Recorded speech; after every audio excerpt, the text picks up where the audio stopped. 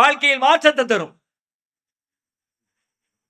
அல்லாஹ் சொல்கிறான், தகாது ஸமாவாத்து யதஃபத்தர்ன மின்ஹு வ தன்ஷக்குல் அர்து வ தகிர்ருல் ஜிபாலு ஹத்தா அன் தஅவு லிர்ரஹ்மானி வலதா வமா யம்பகி லிர்ரஹ்மானி அன் யத்தகித வலதா இன் குல்லு மன் ஃபிஸ் ஸமாவாத்தி வல் அர்தி இல்லா ஆத்திர் ரஹ்மானி அப்தா லகத் அஹ்ஸாஹும் வ அத்தஹும் அத்தா வ குல்லுஹும் ஆத்திஹி யௌமல் கியாமத்தி ஃபர்தா.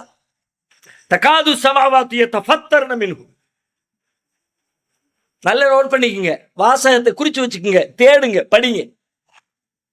யதஃபத்தர்ன மின்ஹு, வானம் வெடித்து விட பார்க்கிறது, வானம் வெடிக்க பார்க்கிறது. அல்லாஹ் சொல்கிறான், வதன்ஷக்குல் அர்து, பூமி பிளந்து விட பார்க்கிறது, வதகிர்ருல் ஜிபாலு ஹத்தா, மலை தூள் தூளாக நொறுங்கி விட பார்க்கிறது.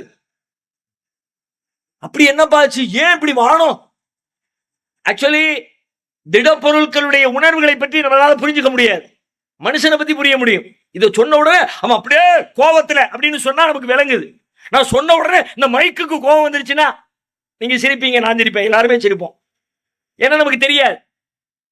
உயிரற்ற பொருட்கள், இந்த ஜட பொருட்களை பற்றியான அதனுடைய உணர்வுகள் நமக்கு தெரியாது. ஆனால் எல்லாவற்றுக்கும் உணர்வு இருக்கிறது, எல்லாவற்றுக்கும் ஒரு வகையான செய்தியை அல்லாஹ் கொடுத்திருக்கிறான், புரிதலை கொடுத்திருக்கிறான். அதனாலதான் அல்லாஹ் சொல்லும்போது இடத்துல சொல்வான், லவ் அன்ஸல்னா ஹாதல் குர்ஆன அலா ஜபலின் லரஐதஹு காஷிஅம் முத்தஸத்திஅம் மின் கஷ்யத்தில்லாஹ். இந்த குர்ஆனை ஒரு மலையின் மீது இறக்கி வைத்திருந்தால் அந்த மலை அல்லாஹ்வின் பயத்தால் நொறுங்கி இருக்கும்னு அல்லாஹ் சொல்றான், தூள் தூளா இருக்கும். ஏன்னா இதனுடைய கணம் என்னங்கிறது மலை புரியுதுன்னு அதுக்கு அர்த்தம்.